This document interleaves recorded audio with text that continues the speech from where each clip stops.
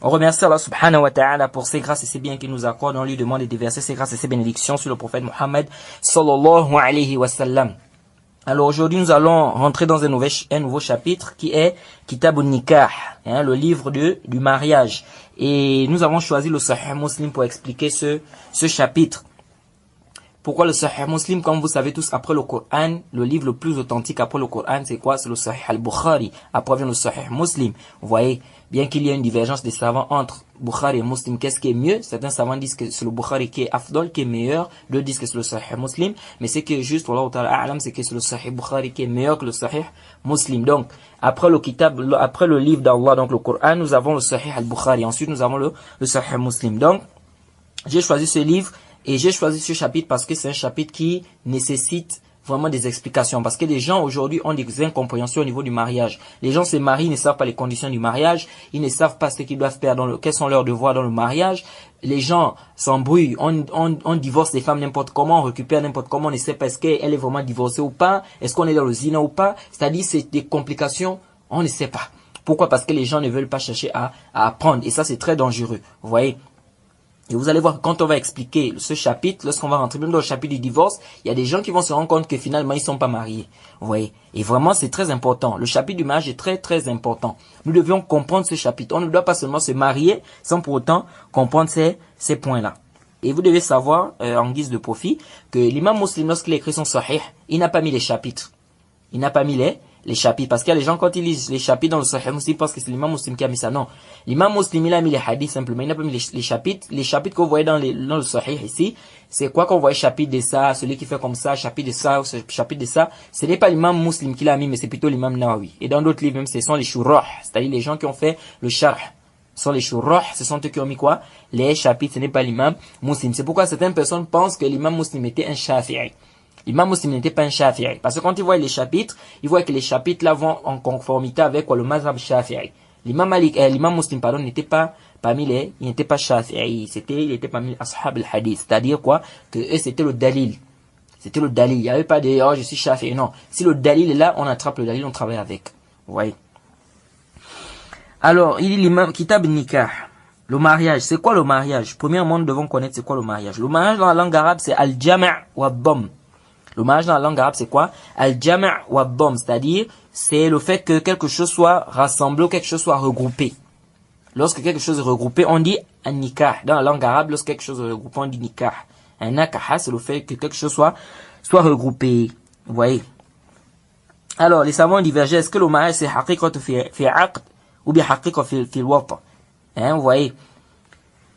Alors, ce qui est juste, wallahu ta'ala a'lam, c'est que le mariage, en fait, lorsqu'on dit le mot nikah, ça dépend dans le contexte dans lequel tu veux utiliser le mot nikah. Si tu dis nakahtu imra'ati, j'ai joui de ma femme, ici ça veut dire les rapports sexuels. Lorsque tu dis nakahtu imra'ati, j'ai joui de ma femme, ici c'est les rapports sexuels. Mais si tu dis nakahtu imra'a, un nakira comme ça, ici on va dire quoi ici? Tu dis j'ai joui d'une fille ou j'ai joui d'une femme. Vous voyez, ici on dit que c'est nikah. Ici ça veut dire al-aqd. C'est-à-dire c'est le contrat de mariage.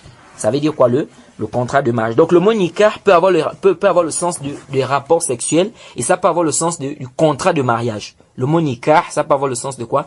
Des rapports sexuels ou de contrat de mariage. Par exemple, quand Allah dit dans le Coran, par exemple, Ya ayyuhallazina amanu iza nakahtumul mu'minat thumma talaqtumuhunna min qabl an tamassuhunna. Quand Allah dit, oh vous les croyants, lorsque vous jouissez des croyantes, puis vous les divorcez avant de les avoir touchées. Avant de les avoir touchées. Donc ici, ça veut dire quoi ici? Ici, ça veut dire nikah, ici, ça veut dire quoi? L'acte de mariage. Puisqu'Allah dit avant de les avoir touchés. Donc ici, ça veut dire quoi? Quand on dit ici, iza nakahtum. Donc le nikah, ici, ça veut dire quoi? Ça veut dire ici le contrat de mariage et non pas les rapports sexuels. Vous voyez? Alors, c'est quoi le nikah shar'an? Dans le jargon islamique, c'est quoi le nikah? Huwa aqd yuhillu al-istimta' az-zawjayn kullu wahid minhuma 'an al-akhar 'ala wajh makhsus. C'est un acte légiféré par Allah, par l'entremise de son prophète, qui permet à l'homme de jouir, qui permet à un homme, de jouir d'une femme, n'est-ce pas? Et une femme, qui permet également à une femme de jouir d'un homme dans tous les sens, de manière spécifique. Je répète, Le mariage, c'était un acte qui a été légiféré par Allah, par l'entremise de son prophète, n'est-ce pas, qui permet à l'homme de jouir, ou bien qui permet à un homme de jouir d'une femme et à une femme de jouir d'un homme, n'est-ce pas, dans tous les sens de manière spécifique. Pourquoi j'ai dit de manière spécifique? Parce que c'est pas toute jouissance qui est permise dans le mariage. Par exemple, l'homme n'a pas le droit d'avoir des rapports sexuels avec sa femme, n'est-ce pas, à l'anus. L'homme n'a pas le droit d'avoir des rapports sexuels avec sa femme à l'anus. Vous voyez donc, ici, pourquoi on dit de manière spécifique? Parce que ce n'est pas toute jouissance dans le mariage qui est quoi? Qui est licite. Alors, le mariage a été légiféré dans le Coran et dans la Sunna et par consensus des savants. Donc, Bikitab wa Sunna wal Ijma'. Le mariage a été légiféré dans le Coran et la Sunna et par consensus des savants. Et l'islam a interdit la fornication. L'islam a interdit quoi? La fornication, l'adultère. Lorsque l'islam interdit la fornication, l'islam nous donne le moyen par lequel on peut jouir d'une femme. Ou le moyen par lequel une femme peut jouir d'un homme. C'est quoi? C'est le mariage. Vous voyez? Et l'islam, c'est toujours, vous allez remarquer ça. Lorsque l'islam interdit quelque chose, il ouvre une autre porte, licite, où on peut en bénéficier. Vous voyez? Donc, l'islam nous a interdit la fornication. L'islam nous permet quoi? Le mariage. Et plus encore, l'islam n'a pas seulement permis le mariage, mais l'islam a facilité le mariage. L'islam n'a pas seulement permis, mais l'islam a facilité le mariage. Et c'est pourquoi vous allez même voir que quand vous allez expliquer aux non-musulmans comment est-ce qu'on marie les femmes dans l'islam, bien comment le mariage se passe en islam, vous allez voir qu'ils vont dire, mais c'est comme ça le mariage chez vous? Mais c'est simple comme ça. Pourquoi? Parce que pour eux, le mariage, c'est quelque chose de compliqué. Il faut les ping-pong, il faut ceci, il faut se balader, il faut amener, des grandes cérémonies qui n'ont pas lieu, qui n'ont pas de place. Vous voyez, or, le mariage dans l'islam est très, très simple. Vous voyez, lorsque les conditions sont réunies, khalas. Les conditions, les piliers du mariage sont réunis, on a fait le mariage. Vous voyez. Mais les gens aujourd'hui ont une image du mariage, ils pensent que le mariage c'est quelque chose de très compliqué. Vous voyez. Et dans l'islam, par exemple, tu peux épouser une femme à 20 000. Tu peux donner, la dot d'une femme peut être 30 000, peut être 40 000. Mais aujourd'hui, dans les familles, dans nos coutumes, tu vas dire une femme, on va l'épouser à 20 000, 30 000, 40 000, mais elle va te dire que mon femme, mais tu es fou. Vous voyez. Parce que pour eux, le mariage, c'est comme, c'est-à-dire c'est devenu comme, je ne sais pas. Hein? Comme si on vendait sa fille ou bien, etc. Ou bien la femme était en train de vendre son corps à son mari. Vous voyez. Et ça, c'est très dangereux. C'est très dangereux. Vous voyez combien de fois on doit faire comprendre aux gens l'islam. Parce que si l'islam s'impose, ou si l'islam s'installe, vous allez voir que la vie sera... Parce que quand vous rendez... Parce que c'est une manière de rendre le mariage difficile. Quand vous dites, non, on peut pas épouser une femme à 30 000, 40 000, 50 000, il faut forcément 2 millions, 3 millions, 4 millions, 5 millions. Ou bien au minimum, il faut forcément 500 000. Ou bien, c'est pas 1 million. Mais ça, c'est rendre le mariage difficile parce que si quelqu'un n'a pas ses moyens, qu'est-ce qu'il va faire? Vous voyez. Or, si on revient au principe même de l'islam, vous allez voir que le mariage sera facilité, les gens vont se marier. Vous voyez. Donc, le mariage était permis dans le Coran, comme Allah a dit, Allah a dit quoi? Marier celles des femmes qui vous plaisent, 2, 3 ou 4. Voilà. Et le prophète Mohammed sallallahu alayhi wa sallam, dans le hadith qu'on va voir, hein, les gens qui sont venus voir le prophète, il y a des jeunes qui sont venus voir le prophète, et ils ont posé la question sur l'adoration du prophète, et on leur a expliqué, ils ont dit, mais si le prophète, déjà, Allah lui a pardonné ses péchés passés et ses péchés futurs, mais il adore Allah de cette manière, mais que dire de nous, on doit faire plus. Il y a un qui a dit, non, moi je veux plus jamais épouser des femmes, l'autre a dit, moi je vais me lever toute la nuit sans dormir, l'autre a dit, je veux gêner jusqu'à, c'est-à-dire sans rompre. Qu'est-ce que le prophète a fait? Le prophète s'est fâché. Il a dit quoi? Il a dit, anna nabi, il a dit, anna inni, la akhshakum lillahi, wa atqakum lah. Il a dit quoi? Je suis celui qui craint le plus Allah parmi vous. Je suis celui qui craint le plus Allah parmi vous. Et il a dit, mais, walakinni asum wa uftir, wa usalli, wa arqud, wa atazawwaj nisa, faman raghiba an sunnati falaysa minni. C'est un hadith rapporté par Bukhari et Muslim. Vous voyez? Qu'est-ce que le prophète a dit? Hein? Le prophète a dit que je suis celui qui craint le plus Allah. Mais malgré cela, je prie, je dors. Je jeûne, je rends le jeûne. Je marie les femmes. Celui qui se sépare de ma sunna ou celui qui délaisse ma sunna ne fait pas partie des miens. Vous voyez? Donc ça montre quoi? Ça montre que marier les femmes fait partie de la sunna du prophète. Contrairement à ceux qui disent non, on peut pas dire que ça fait partie de la sunna, hein, on peut seulement dire que ça fait partie des sunna, de la sunna des prophètes. Non, c'est la sunna du prophète. Le prophète dit ici, man raghiba an sunnati falaysa minni. Celui qui se détourne de ma sunna, il fait partie des miens. Vous voyez? Donc ici, c'est un hadith clair qui montre que le mariage dans l'islam est légiféré, dans la sunna, c'était légiféré, et c'est la sunna du prophète. Hein? Et ici, je tiens aussi à rappeler que quand on dit sunna, faut pas seulement comprendre par sunna quelque chose de facultatif. Parce qu'il y a des gens qui pensent comme ça. Il y a des gens qui pensent que quand on dit sunna, c'est forcément quelque chose de facultatif. Non. Dans la sunna, on a ce qui est wajib et on a ce qui n'est pas wajib. Le mot sunna, c'est quoi? Quand on dit sunna. Sunna, c'est tout ce qui a été rapporté du prophète. Selon ses paroles, ses actes, ses approbations, sa description physique ou morale. C'est ça la sunna. La sunna, c'est ça. Ça ne veut pas dire, maintenant, dans ce qui a été rapporté du prophète, là, dans les paroles, il y a ce qui est wajib. Dans les actes, il y a ce qui est wajib. Il y a ce qui est obligatoire. Donc, il y a des gens, aujourd'hui, quand tu dis sunna, ils pensent que c'est, non, la garder la barbe, c'est sunna. Mais mon frère, quand tu dis garder la barbe, c'est sunna. Oui, c'est sunna, mais sunna, là, ça veut dire quoi? Vous voyez? Donc, ce n'est pas parce qu'on dit sunna que forcément ça veut dire quelque chose de facultatif. C'est vrai, parmi les synonymes de quelque chose de facultatif, nous avons ce qu'on appelle sunna. Quand on dit quelque chose n'est pas obligatoire, parmi les synonymes, sunna. Mais c'est pas à tous les cas. C'est-à-dire que tout ce qui est facultatif peut porter le nom de sunna. Vous voyez? Mais c'est pas tout ce qui est sunna qui est facultatif. Il faut bien faire la différence. Tout ce qui est facultatif peut porter le nom de sunna, mais c'est pas tout ce qui est sunna qui peut porter le nom de facultatif. Parce que dans sunna, il y a ce qui est obligatoire. Vous voyez? Quand on va vous dire, par exemple, zakat al-fitr. Zakat al-fitr, c'est sunna. Mais c'est sunna ici, ça veut dire quoi? C'est obligatoire. Sunna ici ne veut pas dire que c'est facultatif. C'est sunna, mais c'est obligatoire de le faire. Vous voyez? Tout ce qui est venu dans la sunna, c'est sunna. Les 5 prières là même, c'est sunna.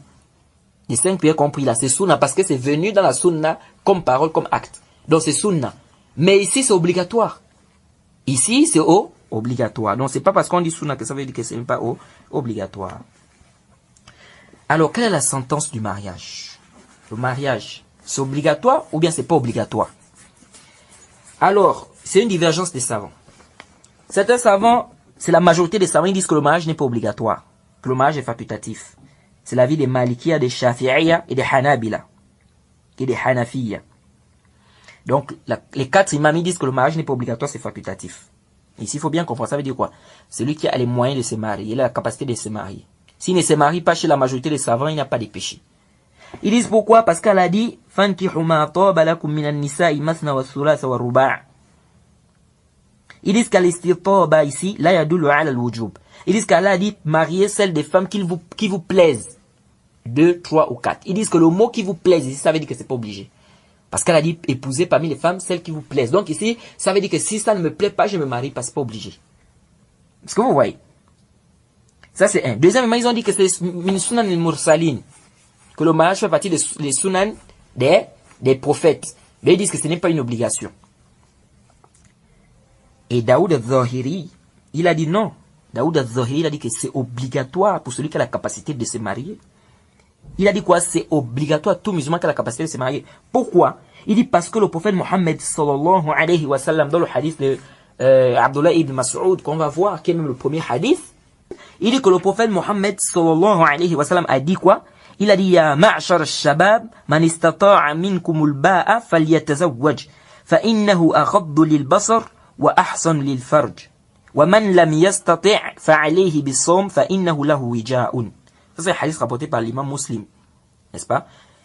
Le prophète a dit que oh vous les jeunes, celui d'entre vous qui a la possibilité, qui peut se marier, qu'il se marie. Celui d'entre vous qui a la possibilité de se marier, et le prophète a dit quoi? Qu'il se marie. Et c'est plus chaste pour l'âme, ou bien pour son sexe. Celui qui n'a pas les moyens, qu'il jeûne régulièrement. Cela lui servira, ou bien cela sera pour lui comme une protection. Le prophète a dit quoi ici? Daoud al-Zahri, il dit ceci, wajh istidlal, c'est-à-dire l'aspect argumentatif. Il dit dans le hadith, le prophète a dit, celui d'entre vous qui a la capacité de se marier, qu'il se marie.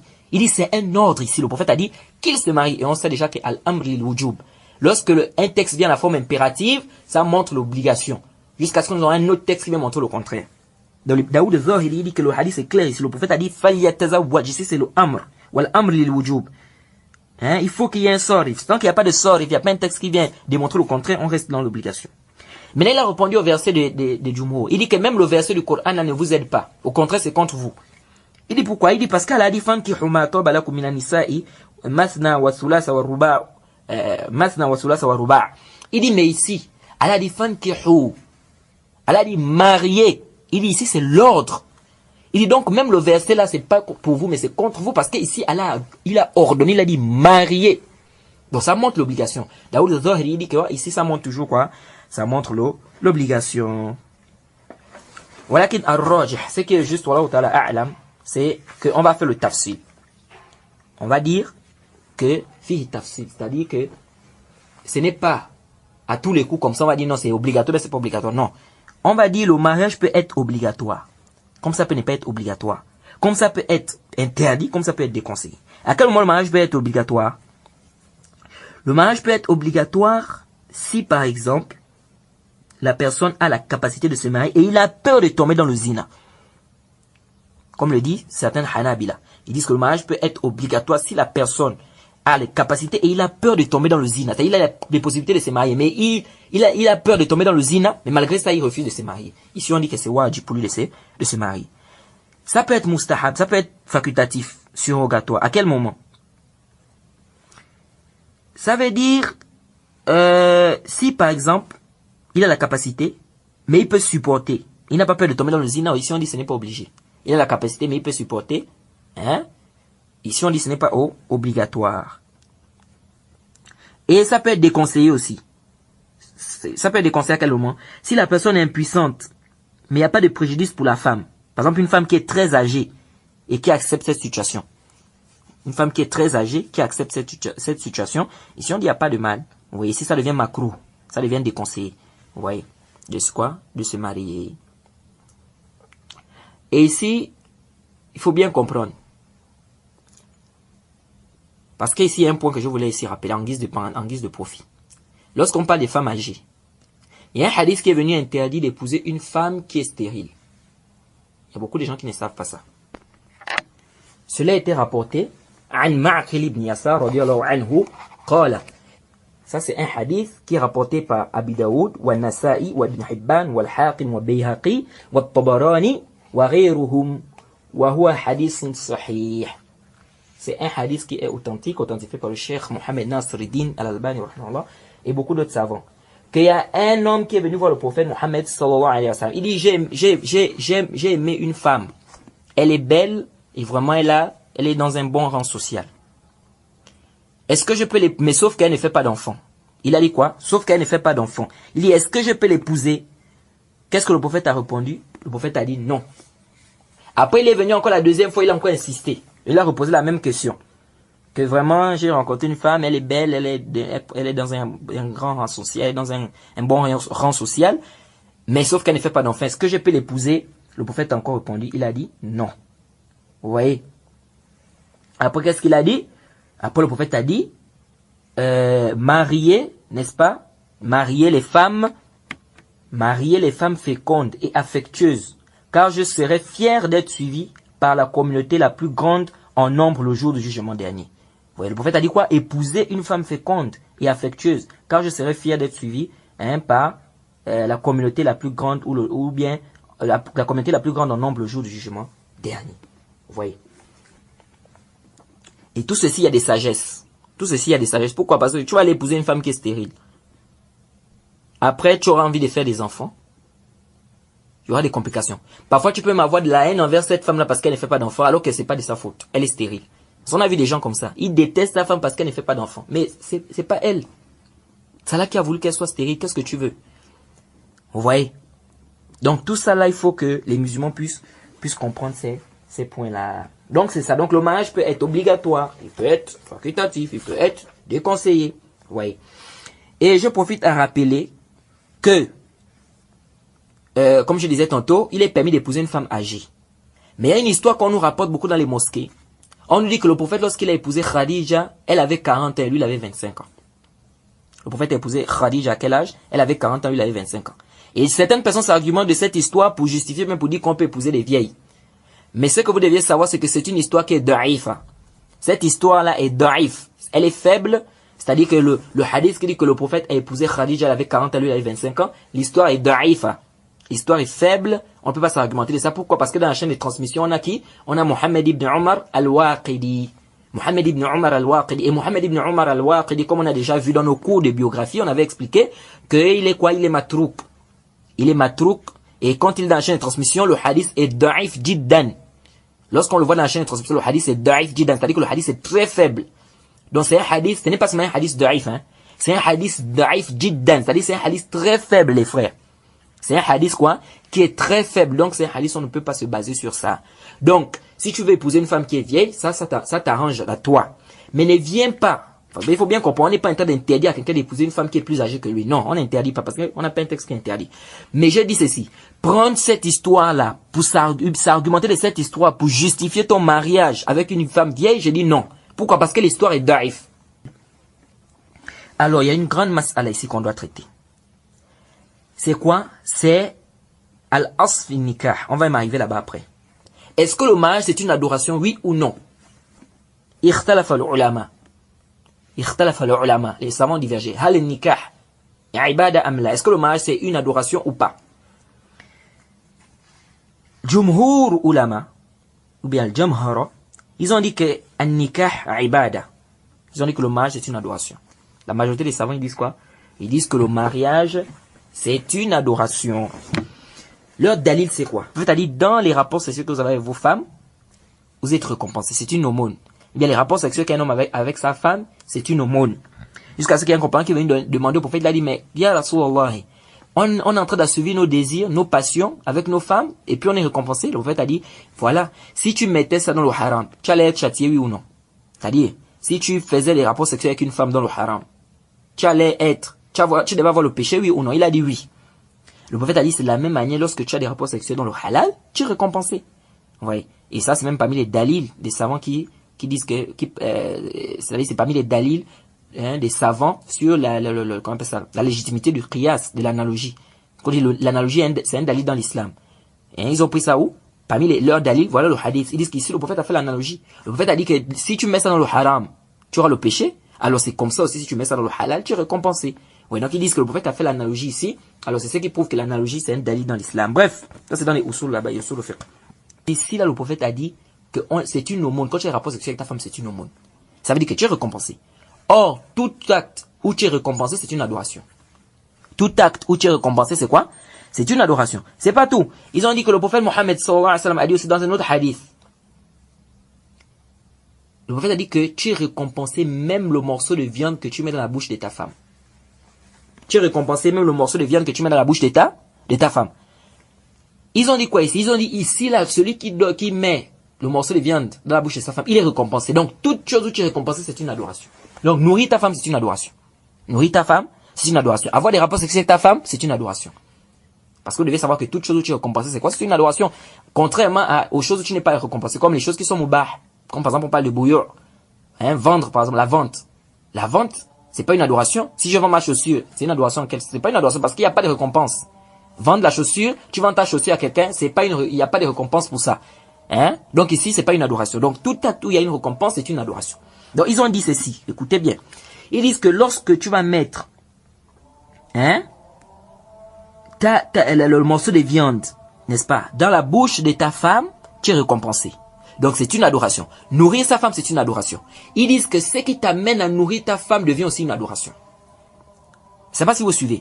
C'est-à-dire, nourrir sa femme, c'est une adoration. Avoir des rapports sexuels avec sa femme, c'est une adoration. Donc, ce qui t'amène à avoir des rapports sexuels afin d'être récompensé avec ta femme, ou bien ce qui t'amène à nourrir ta femme afin d'être récompensé, ça devient aussi une adoration. Pourquoi? Parce que nous avons une qaïda qui dit Al-wasa'illah ahkam al-maqasid.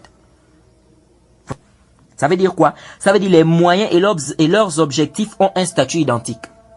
Les moyens et leurs objectifs ont un statut identique. Et vous devez savoir que les qaïda, la règle, c'est tiré des nusus.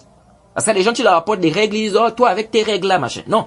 Les règles là qu'on amène là, c'est tiré des textes. C'est pas, les savants n'ont pas inventé ces règles là comme ça, non. Ce sont des règles qui sont tirées du kitab wa sunna. Parce que tu ne peux pas mémoriser tous les dalils. Alors, on te donne des principes et des règles. Avec ces principes et des règles, ça te permet de comprendre bien ta religion. Au point où, si on t'apporte même des masaïl, même si tu n'as pas tous les dalils, le fait que tu as déjà la règle, tu peux déjà répondre. Quand on te dit, par exemple, al-asfi ashiya al-ibah. À l'origine, tout ce qu'Allah a créé, c'est pour nous, c'est permis. Mais dans la religion, l'adoration à l'origine, c'est interdit. Quand tu as déjà cette règle-là, ça t'aide beaucoup dans beaucoup de choses. Quelqu'un vient tout de suite et te dit que mon frère, la chaussure que tu portes là, c'est haram. Quand tu sais déjà qu'à l'origine, tout ce qu'Allah a créé, c'est pour nous, qu'est-ce que tu vas lui dire? Tu vas lui apporter un dalil qui dit que c'est interdit. Pourquoi? Parce qu'à l'origine, ça c'est permis pour moi. Maintenant, tu dois m'apporter un dalil qui est interdit. Or, dans la religion, c'est pas le cas. Dans la religion, c'est le contraire. Dans la religion, c'est celui qui vient permettre qui doit apporter le dalil. C'est pas celui qui est interdit. Et c'est là où vous voyez l'erreur de beaucoup des frères. Tu viens, tu dis, mon frère, ce que tu es en train de faire là, c'est une bid'a. C'est une innovation. Il t'a dit, donne-moi le dalil qui dit que c'est bid'a. Là, khata. Ici, là, c'est toi qui dois me donner le dalil qui dit que c'est sunna. C'est pas moi qui dois te donner le dalil qui dit que c'est bid'a. Ça veut dire que tu n'as pas encore bien compris. C'est pourquoi on dit, les règles là, ça t'aide beaucoup. Ça t'aide beaucoup. Subhanallah. Quelqu'un qui fait une innovation dans la religion, ce n'est pas toi qui dois lui apporter un dalil qui dit que c'est une innovation. C'est-à-dire que si tu peux lui apporter un dalil, c'est bien. Mais toi, ce n'est pas une obligation pour toi. C'est lui qui est obligé de t'apporter un dalil qui dit que ce qu'il est en train de faire là, c'est légiférer. Pourquoi? Parce qu'à l'origine, ce n'est pas toi qui dois adorer. Ce n'est pas toi qui dois dire comment tu dois adorer Allah, mais c'est Allah qui doit te dire comment tu dois l'adorer.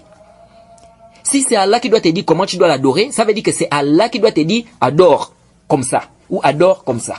C'est lui qui doit te dire. Donc ça veut dire quoi? Ça veut dire qu'il faut un texte, il faut un hadith ou un verset du Coran qui te permet. S'il n'y a pas un dalil, un verset ou un hadith, tu n'as pas le droit de faire ça parce qu'Allah ne t'a pas demandé de faire. C'est pourquoi le prophète a dit man ahdatha fi amrina hadha ma laysa minhu fahuwa rad. Le prophète a dit quoi? Celui qui va mener dans cette religion ce qu'on n'a pas ordonné, ce sera rejeté. Qui t'a ordonné de faire ça? Personne Allah ne t'a pas ordonné, le prophète t'a pas ordonné. Pourquoi tu fais? C'est une adoration, c'est pourquoi tu fais ça? C'est rejeté. Même si ton intention est bonne. Non, j'ai une bonne intention, l'intention bonne ne suffit pas. Pour rendre l'acte là bon. Et pour rendre l'acte là bon. Il faut aussi quoi? Il faut la conformité au Coran et à la Sunna. Donc quand tu as des règles comme ça, tu comprends aisément que ici, voilà ce qu'il faut faire. Et vous voyez une fois, ça me fait rappeler un débat que j'ai eu avec un frère. On est allé faire la Umrah, donc le petit pèlerinage. Et arrivé là-bas, les frères ont voulu faire 2 Umrah pendant le même voyage. Hein, avec le khilaf des savants qui est sur ce sujet-là. Mais on n'a jamais vu le prophète faire ça, on n'a jamais vu les compagnons faire. 2 Umrah au même voyage, on n'a jamais vu ça. C'est pourquoi beaucoup de savants déconseillent cela. Maintenant, le professeur, le cheikh lui a dit que, mais, on ne peut pas, c'est-à-dire qu'il y a un groupe des étudiants qui voulaient retourner à Médine, et un autre groupe qui voulait refaire une deuxième Umrah. Le cheikh lui a dit que, ça, on n'a jamais vu ça dans la Sunna, donc on ne peut pas faire ça. Il vient, il dit au cheikh, donne un dalil qui est interdit. Il dit au cheikh quoi? Donne un dalil qui est interdit. J'étais obligé d'intervenir, j'ai dit, non, mon frère. Ici, tu as mal compris. Ce n'est pas le cheikh qui doit t'amener un dalil qui est interdit, c'est toi qui dois lui apporter un dalil qui permet. C'est toi qui dois venir lui dire que non, ya cheikh, on peut faire ça parce que c'est venu dans la sunna. Ce n'est pas lui qui doit t'apporter un dalil qui est interdit. Parce qu'à l'origine, on n'a pas le droit d'adorer Allah si on n'a pas un dalil. Tu n'as pas le droit d'adorer Allah sans dalil. Pour adorer Allah, il faut un dalil. Qui t'a demandé de faire ça? Papa a laissé sa porte fermée. Toi, tu ouvres la porte, tu rentres dans la maison. Papa vient te dire que mais qui t'a demandé d'entrer dans la maison? Est-ce que je t'ai demandé d'aller entrer? Je t'ai pas demandé d'entrer. Tu es rentré là-bas pourquoi? Donc ce n'est pas à toi de décider comment tu vas adorer. Non, c'est Allah qui doit te dire d'adorer. Ce n'est pas parce qu'il va te demander qui t'a demandé de faire cette adoration. Et là vous comprenez aisément, quelqu'un décide de faire le tawaf chez lui, il transforme sa maison maintenant, ça devient un endroit où on fait le pèlerinage. Après quand tu lui viens, tu lui dis non, c'est pas bien de faire ça, c'est interdit parce que les bid'ah sont interdites dans la religion. Il te dit, donne un dalil qui dit que c'est interdit. Non, c'est toi qui dois m'apporter un dalil. Nous, si on va adorer Allah, Yahri, on va aussi adorer Allah comme toi. Donc, tu dois nous apporter un dalil qui nous prouve qu'on peut faire le tawaf chez toi. Ou bien qu'on peut faire le pèlerinage chez toi. Si tu nous apportes un dalil, on fait. Mais s'il n'y a pas un dalil, là. Donc, ne me demande pas un dalil qui est interdit. Non. Moi, j'ai envie d'adorer Allah comme toi, Yahri. Mais il faut que tu m'apportes un dalil qui me permet de faire ça. Les objectifs et les moyens ont un statut identique. Pour vous faire comprendre facilement. Ça veut dire quoi? Ça veut dire que si l'objectif est interdit, le moyen que tu vas utiliser pour faire cet objectif-là, c'est interdit. Si l'objectif c'est une adoration, le moyen que tu vas utiliser devient une adoration. Bien évidemment, il faut bien comprendre cette règle, parce que les gens qui ne comprennent pas cette règle-là. Ça, c'est pour les moyens qui sont d'abord à l'origine permis. Si le moyen à l'origine déjà c'est haram, ça ne rentre pas dans la qaïda, ça ne rentre pas dans la règle. C'est-à-dire qu'un moyen qui est à l'origine déjà interdit. Toi, tu vas pas venir dire non, comme ce que j'ai envie de faire est bien, donc je vais penser comme les koufars disent là, la fin justifie les moyens. Non, il n'y a pas ça dans l'islam. Hein. La fin justifie les moyens. Vous voyez? C'est-à-dire qu'ils disent quoi? Ils disent que la fin justifie quoi? Justifie les moyens. Donc, peu importe le moyen que tu vas utiliser, même si c'est haram, l'essentiel c'est que si ce que tu veux faire est bien, là, ça, il n'y a pas ça dans l'islam. Alors, donc ici, on parle ici d'un moyen qui est d'abord à l'origine halal. À l'origine, le moyen là est halal, c'est permis. Alors, si le but que tu veux faire là, et la chose que tu veux faire là, c'est wajib, utiliser ce moyen halal là devient wajib pour accéder à ce but là. C'est-à-dire, si tu ne peux accéder à ce but là que par ce moyen devient wajib pour toi. Si c'est une adoration, la chose que tu veux faire là, donc le moyen qui est halal là, et que tu ne peux accéder à cette adoration qu'en passant par ce moyen qui est halal devient une adoration. Je prends un exemple. Quelqu'un veut faire le zina c'est haram. Il a un ordinateur. Mais pour faire le zina, il faut qu'il y ait des contacts avec une fille. Il faut qu'il ait un contact avec une fille. Alors il rentre dans son ordinateur, il rentre en Facebook, et il commence à avoir des rapports, c'est-à-dire des contacts avec une fille parce qu'il veut faire la fornication. Ici, là, on dit celui-là utilisait Facebook, utilisait l'internet ici, ça devient haram pour lui. Même si à la base, c'est d'abord halal. Ça devient quoi? Haram pour lui. Pourquoi? Parce que l'objectif qu'il veut quoi? C'est quoi? C'est faire la fornication. Et pour faire la fornication, il utilise quel moyen? Il utilise là, Facebook, bien il utilise l'internet. Donc ça devient haram. La même chose au téléphone. Le téléphone à l'origine c'est permis. Quelqu'un veut faire la fornication. Mais pour faire la fornication, il faut qu'il appelle la petite. Alors il prend son téléphone, il compose au numéro, il appelle la petite. Ici on dit appeler la petite ici devient haram. Pourquoi? Parce que l'objectif, ce qu'il veut faire, c'est quoi? C'est la fornication. La fornication est interdite. Alors le moyen qu'il va utiliser pour accéder à cette interdiction devient aussi interdit. C'est ça la règle. Ouais, donc ils disent al-wasa'ila ahkam al-maqasid, que les objectifs, n'est-ce pas, et les moyens ont un statut identique. Maintenant, l'imam Shafi'i, il n'est pas d'accord. L'imam Shafi'i dit que le mariage n'est pas une adoration. L'imam Shafi'i, il dit que le mariage n'est pas une adoration. Et il a un dalil. Et c'est un dalil qawi. Vraiment, c'est un dalil qawi. On est tous d'accord que l'adoration d'un kafr n'est pas valide. L'adoration d'un kafr, ce n'est pas valide. Parce que parmi les conditions pour qu'Allah accepte l'adoration, il faut être musulman. Première condition, il faut être quoi? Musulman, comme Allah dit dans le Coran. Celui qui va chercher ou désirer une religion autre que l'islam, cela ne sera point accepté, il sera dans au-delà parmi les perdants. Et dans un autre verset, le verset qu'il vient de citer, c'est le verset 85 de la sourate Imran, donc sourate 3 si je m'abuse. Et je pense, et le verset 19 de la même sourate, Allah dit quoi? La religion auprès d'Allah, c'est quoi? C'est l'islam. La religion auprès d'Allah, c'est l'islam. Donc, la religion qui est acceptée auprès d'Allah, c'est quoi? C'est l'islam. Comme le prophète a dit. Donc, si tu n'es pas musulman, ce que tu es en train de faire là, c'est nul. C'est pas valide auprès d'Allah subhanahu wa ta'ala. Le kaf, on est tous d'accord que le kaf, ça c'est un ijma, c'est un consensus. On est tous d'accord que le kaf, son adoration n'est pas valide. Il dit ceci, le kaf, son adoration n'est pas valide. Vous nous dites que le mariage, c'est une adoration. Alors que le mariage du kaf est valide. Pour ceux j'informe pour ceux qui ne savent pas, le mariage d'un kaf est valide. Ça veut dire que si un kaf s'est marié avec une femme, kaf, après il s'islamise, il ne recommence plus le mariage à zéro. Ici, le mariage est valide. C'est un kaf, il s'est marié avec une autre femme qui est kaf aussi. Après il s'islamise, il ne recommence plus le mariage est valide. Le mariage est valide. Mais maintenant, ici, il dit, on sait très bien que le kaf, son adoration n'est pas valide. Mais comment c'est fait, c'est que vous nous dites que le mariage c'est une adoration, alors que le mariage du kaf est valide. Si le mariage du kaf est valide, et on sait très bien que l'adoration n'est pas valide d'un kaf, ça prouve que le mariage n'est pas une adoration. Pourquoi? Parce que l'adoration d'un kaf n'est pas valide. Et étant donné que le mariage du kaf est valide, donc ça prouve que le mariage n'est pas une adoration. Je ne sais pas si vous saisissez. Vous voyez, parce qu'on a vu que le prophète, au temps du prophète, il y a des gens qui se sont mariés avant l'islam. Et le prophète ne leur a jamais demandé de refaire le mariage pour dire que non, le mariage que vous avez fait avant l'islam, c'est nul, c'est pas accepté, refaites un autre mariage. Non, c'est valide. Donc ils disent, étant donné que le mariage est valide, donc ça prouve clairement que c'est pas une adoration, parce que l'adoration du kaf n'est pas valide. Si c'était une adoration, ça ne devait pas être valide. Comme c'est valide, ça veut dire que c'est pas une adoration. Donc vous voyez aisément que il y a un problème. Vous voyez, c'est pourquoi je disais que ce nikah, cette masse là, c'est une masse un peu compliqué, vous voyez. On ne peut pas dire que le mariage des koufars, c'est nul. Il dit c'est comme si ici c'est une exception. Au niveau des adorations, c'est une exception. Parce que si on dit que leur mariage est nul, ils disent mais ça, ce sera fihi doror, ce sera grave. Vous voyez, ce sera grave parce que, regardez, le papa et la maman du prophète, c'était des mécréants. C'était des mécréants. Mais ils se sont mariés. Ils se sont mariés, vous voyez, on va dire quoi? Vous voyez. Donc, tous ceux qui étaient dans le coufre, c'est-à-dire que ça, c'est même grave. C'est-à-dire ceux qui étaient avant l'islam, qui étaient dans le coufre, qui se sont mariés, qui ont fait des enfants. Donc, tous ces enfants-là, c'est le zina. Alors, al-asli nikah, quelle est l'origine dans le mariage? Est-ce qu'à l'origine, le musulman, il est monogame ou il est polygame? À l'origine, le musulman, il est polygame. À l'origine, le musulman, il est quoi? Il est polygame. Ouais. Allah subhanahu wa ta'ala a dit dans le Coran quoi? Fankihu ma taba lakum minan nisa masna wa thulatha wa ruba'. Épousez d'entre les femmes celles qui vous plaisent 2, 3 ou 4. 2, 3 ou 4. Ça veut dire quoi? Ça veut dire qu'à l'origine, on doit faire quoi? On doit épouser plus d'une femme. Ça veut dire qu'à l'origine, on doit épouser quoi? Plus d'une femme. C'est pourquoi après, qu'est-ce que Allah subhanahu wa ta'ala a dit? Il a dit, فَإِنْ خِفْتُمْ أَلَّا تَعْدِلُوا فَوَاحِدَةً. فَإِنْ خِفْتُمْ أَلَّا تَعْدِلُوا فَوَاحِدَةً. Il a dit quoi? Si vous craignez de ne pas être juste, épousez alors une seule. Ça veut dire qu'à l'origine, le musulman doit épouser plus d'une femme. Maintenant, si tu crains, c'est à ce moment que tu prends une seule.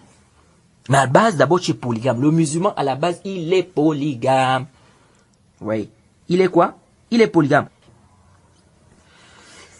Alors, on va revenir sur la masse à de la polygamie parce qu'il y a beaucoup de shubhat qui tournent autour aussi. Mais avant d'arriver là-bas, nous allons d'abord traiter les sifat, c'est-à-dire que les attributs ou les critères qu'un homme peut se mettre pour épouser quoi? Pour épouser une femme. Alors, comme c'est venu, premièrement déjà pour la femme que tu dois épouser ou la femme que tu veux épouser, parmi les critères déjà, choisis celle qui a la religion. Choisis celle qui a la religion. Et c'est même une obligation. C'est même une obligation. C'est-à-dire, devant toi, tu as une femme qui n'a pas de religion, mais qui est belle. Tu as une autre femme qui a la religion, mais n'est pas très belle par rapport à la première. Ici, c'est obligatoire pour toi de choisir celle qui a la religion. Quelqu'un va me dire, quoi? Obligatoire? Oui, obligatoire. Pourquoi? Le prophète Mohammed sallallahu alayhi wa sallam a dit dans le hadith d'Abu Huraira. C'est un hadith qui est quoi? Muttafaqun alayhi, rapporté par Bukhari Muslim. Le prophète dit, tunkah al-mar'atu li arba' li maliha wa li hasabiha wa li jamaliha wa li diniha fasfar bi dhati din taribat yadak. Le prophète a dit quoi? Les gens épousent la femme pour 4 choses. Les gens épousent les femmes pour 4 choses. Quelles sont ces 4 choses? Sa fortune, sa lignée, sa beauté et sa piété. Choisis la femme pieuse. Ici, le prophète a dit choisis, c'est un ordre. Fasfar bizat din. Al-amri l'ujub. L'ordre implique l'obligation. On a déjà vu ça. Allah subhanahu wa ta'ala dit quoi dans le Coran? فَلْيَحْذَرِ الَّذِينَ يُخَالِفُونَ عَنْ أَمْرِهِ أَنْ تُصِيبَهُمْ فِتْنَةٌ أَوْ يُصِيبَهُمْ عَذَابٌ أَلِيمٌ. Que prennent garde ceux qui contredisent son ordre, l'ordre du prophète, que ne leur atteigne une fitna ou un châtiment douloureux. Un châtiment douloureux pour celui qui contredit l'ordre du prophète. Donc l'ordre du prophète c'est quoi? C'est l'obligation. Ça c'est un délit clair qui montre que l'ordre c'est l'obligation. Parce qu'ici elle a dit que prennent garde ceux qui contredisent son ordre, que ne leur atteigne quoi un châtiment. Si l'ordre c'était pas l'obligation, pourquoi Allah dit que le châtiment va atteindre celui qui contredit l'ordre? Vous voyez? Et il y a beaucoup de délits comme ça c'est une masse à la usuli. Hein? Quelqu'un peut me dire, mais mon frère, toi tu viens nous dire que c'est obligation comme alors qu'Allah a dit, alors que le prophète a dit, Tunkah al-mar'a li arba'.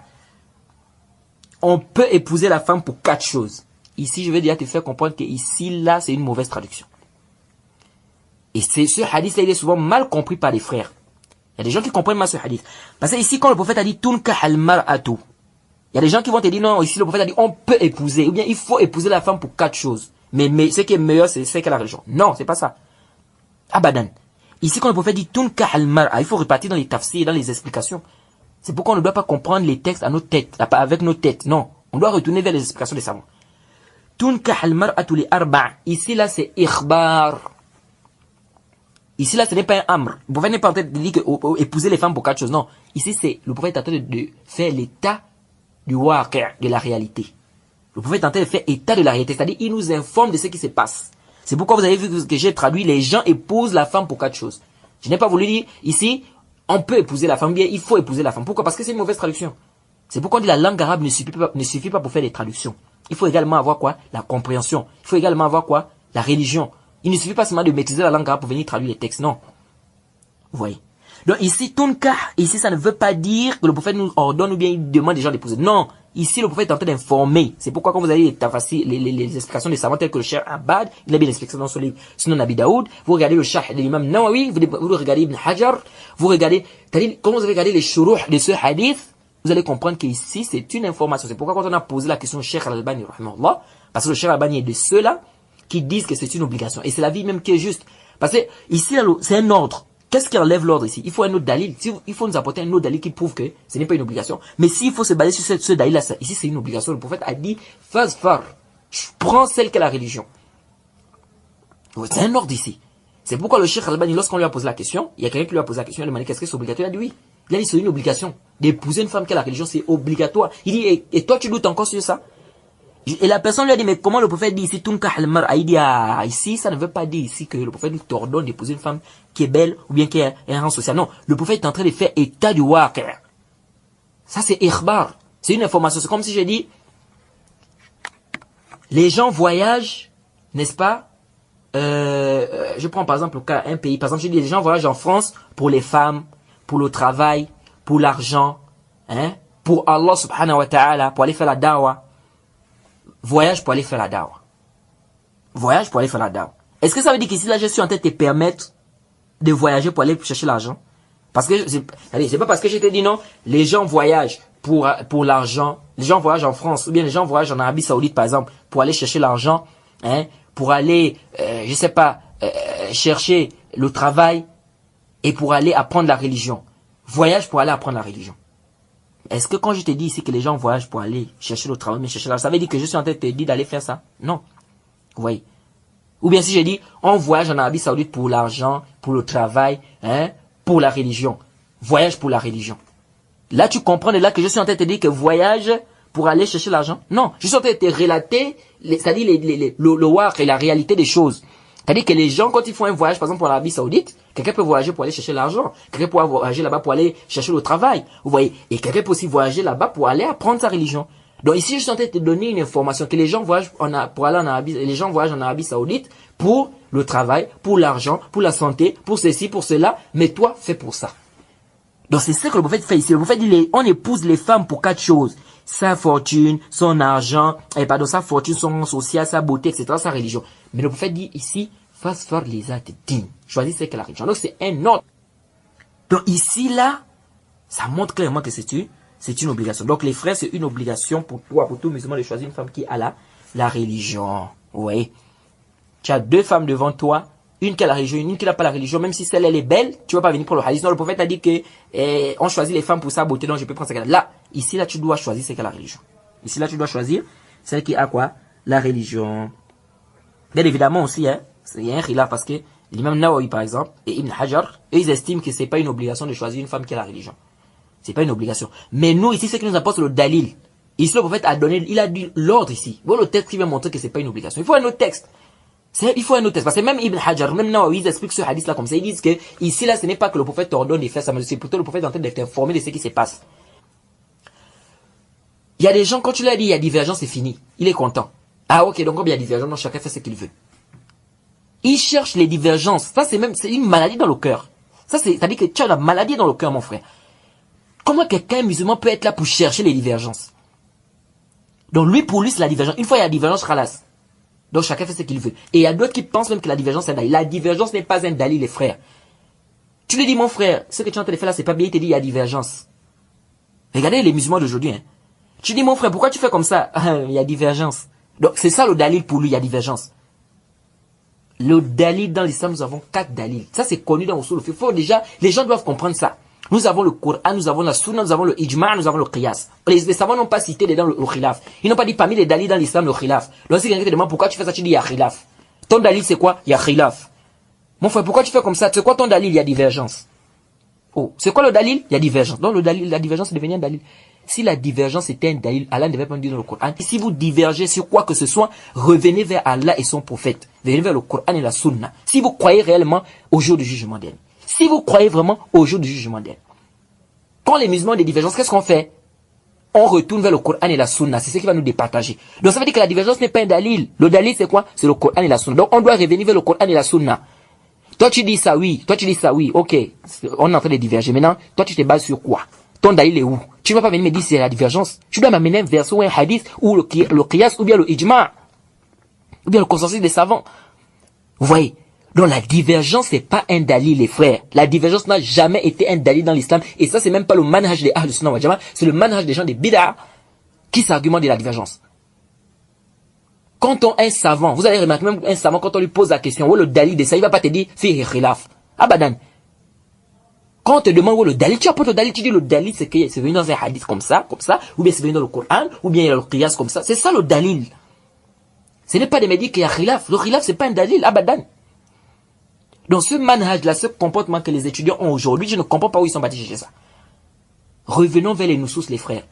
La divergence n'a jamais été un dalil. Quand un frère te demande où le dalil, tu dis le dalil c'est soit le Coran, soit le hadith, soit le qiyas, soit le ijma'. Mais ne viens pas dire au frère que le dalil c'est la divergence. Ton dalil est où? C'est la divergence. Donc le dalil c'est la divergence. Comment le dalil c'est la divergence? Et vous pensez que c'est toute divergence qui est acceptée dans l'islam? Vous pensez que c'est toute divergence qui est valide dans l'islam? Mais ça, la personne qui croit ça, c'est qu'il a des problèmes. Les savants sont clairs sur ça. Ce n'est pas toute divergence qui est considérée dans l'islam. Vous voyez? Donc il faut revoir encore. Ça, c'est des problèmes que les gens ont. Vraiment, ici, j'insiste sur ce point parce que vraiment, c'est grave. Les gens ont des problèmes. C'est-à-dire, tu ne peux plus faire le inkar à quelqu'un. Il n'y a plus de réprimande dans l'islam. Donc quand quelqu'un, tu le trouves, n'est-ce pas, en train de faire quelque chose qui n'est pas bien, tu lui dis que c'est pas bien, qu'il y a divergence. Mais si c'est un problème de divergence, les frères, on va trouver. Mais dans l'islam, vous allez trouver beaucoup de divergences. Comme disait un frère, il dit, mais si c'est la permission, vous allez trouver beaucoup de gens qui vont vous permettre des choses. Tu vas toujours trouver quelqu'un qui va te permettre, qui va te dire que oui, ça c'est permis. Si c'est interdit, il y a toujours quelqu'un qui va te dire que ça c'est permis. Ou bien si c'est permis, il y a toujours personne qui va te dire que ça c'est interdit. Ça c'est quoi, c'est ça? La femme ne doit pas se marier sans tuteur. Il y a divergence. Bon, est-ce qu'on peut épouser la fille qui fait il y a divergence. Mais ça devient quoi, c'est ça? Donc la divergence est devenue le dalil. Mais ça, Allah va t'interroger, mon frère. Allah va t'interroger. Au contraire, même l'islam nous demande de ne pas diverger.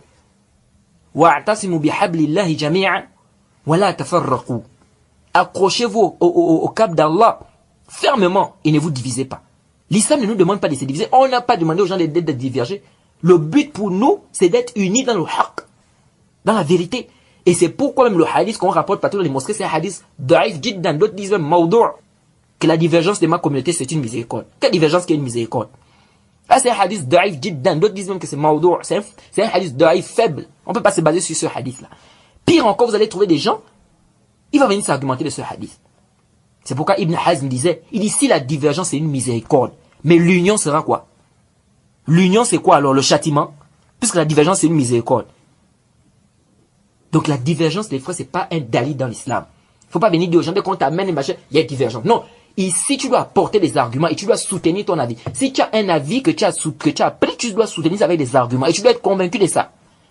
Ce n'est pas parce que ça va avec ta passion. Parce que le savant avait déjà dit ça, que les khilaf, les divergences des savants là, parce qu'il faut déjà retenir une chose, que quand les savants divergent, c'est pas parce que les savants veulent diverger, non. Il y a plusieurs raisons, on avait dit parfois, le dalil, le savant là n'a pas vu le dalil, il n'avait pas eu ça, ou parfois le savant là pensait que le hadith c'était daif alors que c'était authentique, ou le contraire. Il y a plusieurs raisons. Vous voyez, il y a plusieurs raisons. Donc pour dire que toi maintenant, toi là, tu n'as pas d'excuse parce que tous les dalils sont devant toi, on t'a montré toutes les preuves, tout. Et tu veux suivre là-bas, tu dis non, parce qu'il y a divergence, je suis. Et puis la vie que tu es en train de suivre là, tu n'es pas couvert. Hein. Le savant, lui, il est récompensé par son ijtihad, même s'il a fait l'erreur. En fait, il a dit quoi? Que si le savant ou bien le hakim, il fait l'ijtihad, il fait un effort de raisonnement, il tombe sur la bonne réponse, il a 2 récompenses. Et s'il tombe dans l'erreur, il a une seule récompense. Il n'est pas récompensé parce qu'il a fait l'erreur. Ici, aussi, il faut faire attention. Le savant là n'est pas récompensé parce qu'il a fait l'erreur. Hein. On n'est pas récompensé parce qu'on a fait l'erreur. Il est récompensé à cause de l'effort qu'il a fourni pour vouloir trouver la vérité. C'est-à-dire qu'il a fait des efforts pour trouver la vérité, mais malheureusement, il n'est pas tombé dans la vérité. Donc toi, ce n'est pas un problème de parce que tel savant a dit, parce que tel savant non. C'est un problème de dalil, de preuve. Il s'est argumenté sur quoi? Nous sommes en train d'adorer Allah ici. Ce n'est pas l'amusement. Donc les frères, c'est des points qu'il faut bien comprendre. Il ne faut pas venir, c'est-à-dire parce que les gens aujourd'hui, on vient en embrouille les gens. Tant qu'il y a khilaf, donc chacun fait ce qu'il veut. Abadan. Ça, c'est un manhaj batil. C'est pourquoi vous allez même trouver des gens, ils prennent déjà des positions, mais là, ils cherchent des savants qui vont venir permettre ce qu'il est en train de faire. Il a déjà une position dans sa tête, mais là, il cherche maintenant un savant qui va venir permettre ça. Istadil, summa a'taqid. Wala ta'taqid, summa tastadil. Fatadil. Prends d'abord, cherche les arguments. Ensuite, maintenant, prends une position. Ne prends pas d'abord une position, après tu cherches les arguments. Sinon, tu vas t'égarer. Et ça, c'est le comportement des gens des sectes. Les gens des bid'a, c'est comme ça. Il a d'abord une position, maintenant il veut chercher un dalil qui veut venir soutenir ce qu'il dit. Non. Toi, tu dois d'abord, d'abord, tu cherches d'abord le dalil. Parce que c'est l'adoration ici. Tu cherches d'abord les arguments. Maintenant, après, quand tu as trouvé les arguments, maintenant, tu peux avoir maintenant une idée ou bien une position. Mais c'est pas tu as déjà une position carrée, maintenant tu veux fouiller, tu cherches un savant qui va venir te dire qu'il y a Juz. Après, tu vas venir maintenant pour dire que non, voilà. Il y a un savant qui a dit que c'est permis. Ça, c'est barthé. Ça, c'est quoi? C'est barthé. Et puis, un étudiant doit faire des efforts, de chercher les arguments. Tu ne dois pas être seulement là pour dire que non, parce que tel savant a dit, allez, tu pars là-bas. Parce que tel savant a dit, tu pars là-bas. Non. Donc les frères, s'il vous plaît, la divergence n'est pas un dalil. Et je réitère et j'insiste, et vraiment j'insiste sur ça. C'est-à-dire que, avec la toute dernière énergie, la divergence n'est pas un dalil dans l'islam, les frères. J'insiste avec la toute dernière énergie, la divergence n'est pas un dalil dans l'islam. Donc quand on te dit, pourquoi tu fais telle chose, bien sûr on te dit ça c'est haram, ne viens pas dire aux gens il y a divergence. Non. Dis à la personne, si je fais ça, c'est parce que je m'appuie sur un texte, ou je m'appuie sur le consensus, ou je m'appuie sur le qiyas, ou je m'appuie sur un verset du Coran, un hadith. Tu expliques comme ça. Ou un compagnon qui a dit, ne viens pas dire, il y a divergence. Où est ton dalil? Il y a divergence. Mais mon frère, il y a divergence, donc il ne faut pas embêter les gens. C'est comme ça les étudiants aujourd'hui. Et ça, c'est grave. Je ne sais pas quel savant qui leur a fait cette fatwa. Allez-y demander à n'importe quel savant que vous voulez. Allez-y demander à n'importe quel savant. Vous demandez qu'est-ce que la divergence, c'est un dalil. C'est-à-dire que quand on demande à un frère que tu fais ça, ton dalil, il te dit il y a divergence. La divergence n'est pas un dalil. Si c'était un dalil, Allah devait dire ça dans le Coran. Il devait dire lorsque il y a un problème, revenez à la divergence. Allah ne nous a pas demandé de revenir à la divergence. Il nous a demandé de venir au Coran et à la Sunna. Pourquoi? Parce que la divergence provient de nos têtes parfois. Alors pourquoi on ne peut pas trouver un terrain d'entente? Pour trouver un terrain d'entente, il faut qu'on revienne au Coran et à la Sunna. C'est ce qui va nous départager. Et quiconque désobéit à Allah et son messager, il s'est égaré d'un égarement lointain. Oui. Donc si Allah et son prophète ont décidé ici, il n'y a plus de... Tu n'as plus à vouloir faire une philosophie ici. Il n'y a plus de philosophie à faire. C'est pourquoi Allah dit encore dans un autre verset, فَإِنْ لَمْ يَسْتَجِيبُ لَكَ فَاعْلَمْ أَنَّمَا يَتَّبِعُونَ أَهْوَاءَهُمْ. S'ils ne te répondent pas, ou bien s'ils ne répondent pas à ce que tu as dit, ou c'est ce que tu as dit, ils ne répondent pas à ton appel, sache qu'ils sont en train de suivre leur passion. C'est pourquoi on dit il n'y a pas 4 chemins ou 3. Ou tu suis le prophète, ou c'est la passion. C'est Allah qui est dans le Coran. Il dit s'ils ne répondent pas, sache qu'ils suivent leur passion. Donc, si tu ne suis pas le prophète, c'est ta passion que tu es en train de suivre. C'est ta passion que tu es en train de suivre. C'est pourquoi Allah encore dit dans un autre verset, فَلَا وَرَبِّكَ لَا يُؤْمِنُونَ حَتَّى يُحَكِّمُوكَ فِي مَا شَجَرَ بَيْنَهُمْ ثُمَّ لَا يَجِدُوا فِي أَنفُسِهِمْ حَرَجًا مِمَّا قَضَيْتَ وَيُسَلِّمُوا تَسْلِيمًا. Ils ne seront jamais croyants tant qu'ils ne vont pas demander que tu juges de leur dispute et qu'ils n'aient trouvé aucune gêne dans ce que tu auras décidé et qu'ils se soumettent complètement à ta sentence. Et dans un autre verset, il est quoi? وَإِذَا قِيلَ لَهُمْ تَعَالَوْا إِلَى مَا أَنزَلَ اللَّهُ وَإِلَى الرَّسُولِ رَأَيْتَ الْمُنَافِقِينَ يَصُدُّونَ عَنْكَ صُدُودًا. C'est là qui dit وَإِذَا قِيلَ لَهُمْ تَعَالَوْا إِلَى مَا أَنزَلَ اللَّهُ. Quand on leur dit venez vers ce que Allah a fait descendre, وَإِلَى الرَّسُولِ, et vers ce que le messager a apporté, رَأَيْتَ الْمُنَافِقِينَ يَصُدُّونَ عَنْكَ صُدُودًا. Tu verras les hypocrites comment ils se détournent. Ça veut dire que c'est parmi les signes de l'hypocrisie. On te dit, viens, on va juger selon le Coran et la Sunna. Toi, tu n'es pas d'accord. Tu dis non. Tu préfères juger avec ta tête ou bien avec ta passion. Ou tu refuses. Ici, là, c'est parmi les signes de l'hypocrisie. Parce qu'Allah a dit quoi ici? Il a dit, on leur dit, venez, on va juger venez, on va juger avec ce que Allah et son prophète ont décidé. Tu verras les hypocrites se détourner. Tu verras quoi? Les hypocrites se détourner. Ça veut dire que c'est les signes de l'hypocrisie. Comme un musulman ne peut pas être satisfait de ce qu'Allah et son prophète ont décidé. Ça, c'est grave. Vous voyez?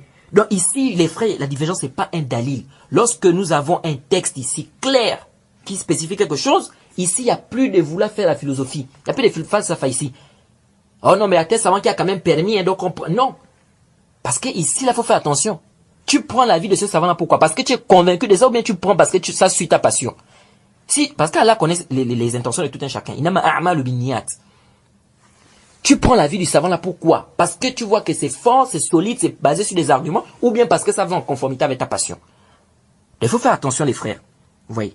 Donc ici, à Roj, ce qui est juste, c'est que c'est une obligation, hein, d'épouser une femme qui a la religion, parce qu'ici c'est l'ordre. Il faut qu'on ait un autre dalil. Tant qu'on n'a pas un autre dalil qui veut montrer le contraire, on garde, c'est obligatoire. Ça, c'est la première condition. Ou bien, le premier critère, c'est quoi? C'est que tu choisis ce qu'est la religion. C'est pourquoi le prophète disait dans un autre hadith, ad-dunya mata' wa khayru mata' al-mar'atu as-salihah.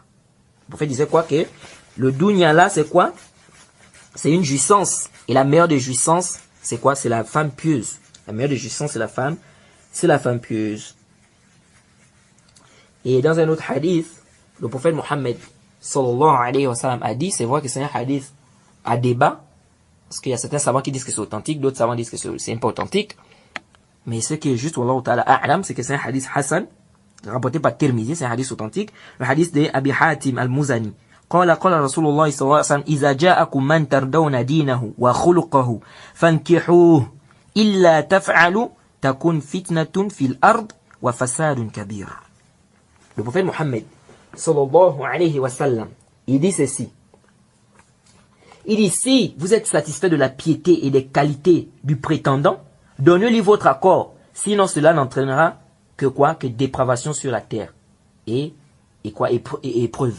Vous allez voir quelqu'un, sa religion, machin, là, il fait ses 5 prières, il garde sa barbe, l'accoutrement, il respecte l'accoutrement islamique. C'est-à-dire que, au moins, en apparence, on va dire que lui, là, au moins, il pratique sa religion. Mais si vous vivez avec cette personne, le comportement qu'il va vous montrer, vous allez être dépassé. Vous voyez donc, ici, le prophète a parlé de ça aussi. Donc, il faut regarder aussi le comportement. C'est pas seulement parce qu'il s'habille bien, parce qu'il fait ses prières. Non, il faut aussi regarder le comportement. Vous voyez, le prophète a dit quoi? Donnez-lui votre accord. Sinon, ce sera quoi? Ce sera le désordre sur la terre. Et on voit ça même. Et on voit même que c'est ce qui se passe aujourd'hui parce que lorsque tu refuses de donner ta fille à quelqu'un qui a la religion, parce que quoi, il est pauvre, pour aller donner ta fille à quelqu'un qui est riche, même s'il n'a pas la religion, il n'a pas une bonne religion, il n'est pas pieux, mais on voit que c'est le désordre. Pourquoi? Parce que, voilà, les filles là se retrouvent quoi, parfois on les tape là-bas, hein, le mari passe son temps à frapper cette fille, ou si c'est pas le cas, elle n'aime pas le mari et ça amène tout le temps des problèmes dans la maison. Vous voyez? Pire encore, même parfois, même la femme elle va faire le zina, parce qu'elle aime par exemple le jeune.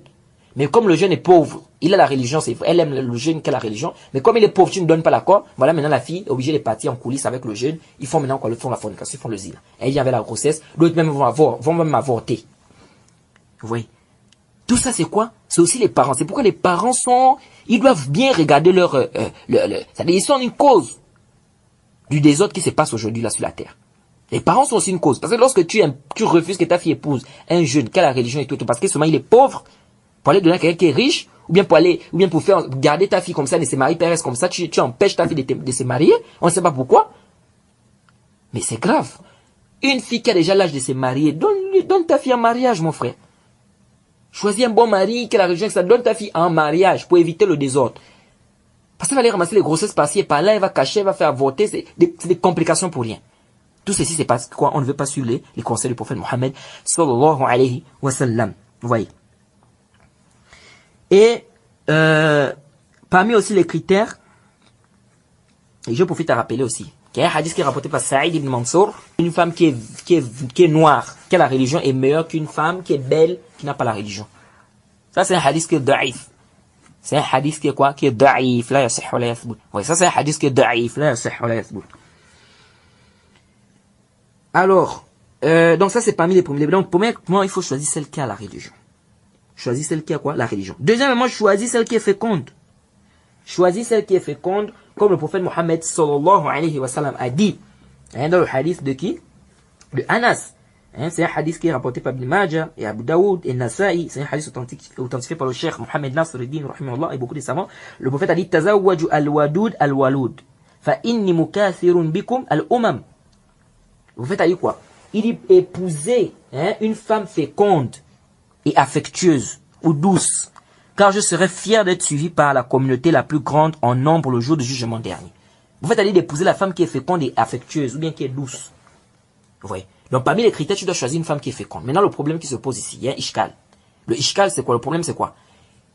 Comment on va savoir que cette femme-là est féconde? C'est ça le problème. Comment on va savoir que cette femme-là est féconde? Ici, là, les savants disent, si par exemple, elle était déjà mariée, ici, tu peux facilement savoir si elle était mariée, qu'elle a fait des enfants. Que tu vas voir, par exemple, elle a fait beaucoup d'enfants avec cet homme-là, tu vas comprendre que cette femme est féconde. Vous voyez, ça c'est le premier cas, ça n'a pas trop de problème. Maintenant, le problème, c'est si, par exemple, elle est vierge, ou bien si elle n'a pas fait d'enfant, on ne sait pas. Comment on va savoir que cette femme est féconde? Ici, on va regarder ses proches, ses sœurs, ses tantes, sa famille, en fait. Si on voit que c'est une famille qui fait beaucoup d'enfants, on va dire qu'elle est féconde. Parce qu'elle vient d'une famille qui fait beaucoup d'enfants. Donc, si on regarde ses proches, ses tantes, ses sœurs, etc., si on voit qu'elles font beaucoup d'enfants, ici, on va considérer que c'est une femme qui est féconde, c'est une famille qui est féconde. Donc, ici, on va épouser cette femme. Donc, parmi les critères, la religion. La religion, il faut aussi regarder la fécondité. La fécondité. Parmi les critères aussi, c'est bien de choisir une femme qui est vierge. C'est bien de choisir une femme qui est vierge. On va même voir ça parmi les hadiths, que la femme vierge, c'est parmi les femmes qu'on peut choisir, comme le prophète a dit à Jabir, il a conseillé, est-ce que tu n'as pas épousé une vierge pour que tu puisses jouer avec elle et pour qu'elle puisse jouer avec toi? Ouais, donc, c'est qui est parmi les critères lorsque tu veux épouser une femme, tu choisis celle qui a la religion, tu cherches celle qui est féconde, tu sais celle qui est féconde, et tu cherches également celle qui est vierge, celle qui est vierge. Donc ça, c'est un peu les critères, et les critères là sont valides aussi pour la femme. La femme aussi, tu choisis le mari qui a la religion, le mari qui a la religion, et aussi qui fait aussi beaucoup d'enfants. Un mari qui va te faire beaucoup d'enfants aussi. Vous voyez. Et donc ça, c'est pas seulement pour la femme, mais c'est aussi valide pour quoi? Pour l'homme. Vous voyez. Ça, c'est un peu les différents critères, de manière globale, que la femme doit essayer de mettre en relief. Ou bien le mari. Alors, Je disais tantôt, on revient sur notre mas'ala de la polygamie. La polygamie, c'est le asl. Un musulman, à l'origine, il est polygame. Mais maintenant, le problème, c'est que nous avons des shubha, ou bien des shubhat, je vais dire. Nous avons des shubhat que certaines femmes apportent. Nous avons des shubhat que certaines femmes apportent concernant la polygamie. C'est-à-dire des ambiguïtés. Elles apportent des ambiguïtés sur la polygamie. D'autres femmes même interdisent leur mari d'être polygame. Il y a un frère qui me disait une fois, il me dit que lorsque tu as mis des conditions avec une femme avant le mariage, et que tu n'as pas respecté ces conditions-là après le mariage est nul. Automatiquement, le mariage est nul. Ça, c'est une ambiguïté. Ça, c'est une mauvaise compréhension. Dans les shurut, nous avons les shurut luzum et nous avons les shurut sihat al-aqd. Il faut faire la différence. Nous avons des conditions de validité du mariage et nous avons des conditions de respect par rapport au mariage. Mais si tu n'as pas respecté ces conditions-là, le mariage n'est pas automatiquement nul. Non. Ça, c'est une mauvaise compréhension. T'as dit, par exemple, une femme elle t'a dit, par exemple, que si tu veux m'épouser, la condition que je te donne, c'est que tu ne dois pas m'enlever du village de mes parents. T'as dit, tu me maries, mais je ne dois pas quitter de ce village-là. Ne m'amène pas dans un autre village. Tu me laisses ici dans le village de mes parents. Tu construis ici, ou bien si tu as la maison ici, on reste ici. Je ne veux pas qu'on se déplace. Maintenant, après le mari change. Il décide maintenant de prendre la femme et amener la femme ailleurs. Il me dit, non, le mariage est nul. Il y a une femme qui t'a dit que non, si tu veux que on se marie, mais tu me laisses continuer mes études. Maintenant, après le mari change d'avis, il dit non, bon, tu arrêtes tes études là. Il dit le mariage est nul automatiquement. Abadan, le mariage n'est pas nul. Ici, il faut faire la différence. La femme ici a la possibilité de demander l'annulation de l'acte de mariage. C'est différent. Le mariage n'est pas automatiquement nul, non. Mais elle a le droit de demander l'annulation de l'acte de mariage. Donc ici, il faut faire la différence. Si la condition n'a pas été respectée, l'homme ou la femme a la possibilité, ou bien il a le droit de l'annulation de l'acte.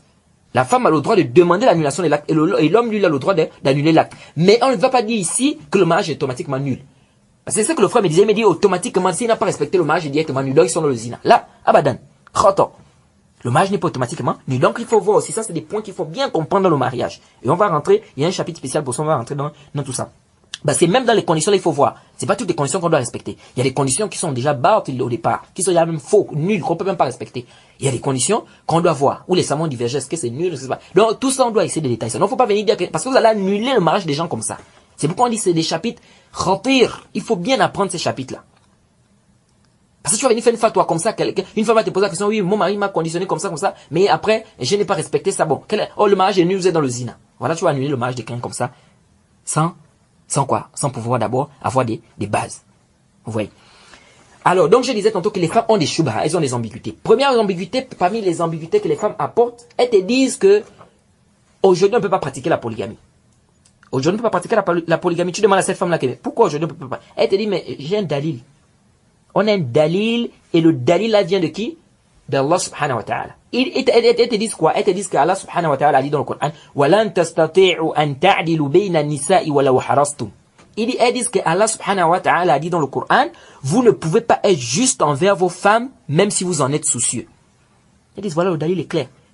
Allah nous a demandé d'épouser plus d'une femme, c'est vrai. Vous a demandé d'être polygame. Mais le problème c'est quoi? C'est qu'il a mis une condition, il faut être juste. Mais là-bas dans le verset, il a dit وَلَن تَسْتَطِيعُوا أَن تَعْدِلُوا بَيْنَ النِّسَاءِ وَلَوْ حَرَصْتُمْ. Vous ne pouvez pas être juste, vous ne pourrez jamais être juste envers vos femmes, même si vous en êtes soucieux. Donc ça veut dire quoi? Si on ne peut pas être juste envers nos femmes, même si on est soucieux, c'est-à-dire même si on veut être juste, ça veut dire qu'on ne peut pas ici épouser plus d'une femme, puisqu'on ne peut pas être juste. Voilà, tu apportes un dalil comme ça. Vous voyez, ça c'est des shubha. Et c'est pourquoi on dit aux gens que le Coran ne se comprend pas de sa manière. On ne comprend pas le Coran avec sa tête. On ne comprend pas les hadiths avec sa tête. Il faut toujours revenir vers les explications des premiers musulmans, vers les explications des savants. Les frères, ça il faut déjà comprendre ça. C'est pourquoi le hadith de Ali ibn Abi Talib, c'est un hadith très important dans le Sunan Abi Daoud. Il a dit quoi? Il a dit لو كان الدين بالرأي لكان أسفل الخف أولى بالمسح من أعلاه. Il dit quoi? Il dit si la religion c'était la raison, la pensée, on devait masser en dessous des chaussures ou bien des khoufs au lieu de masser en dessus. Pourquoi? Parce que c'est en dessous, il y a la saleté et c'est ça qui est ma'koul.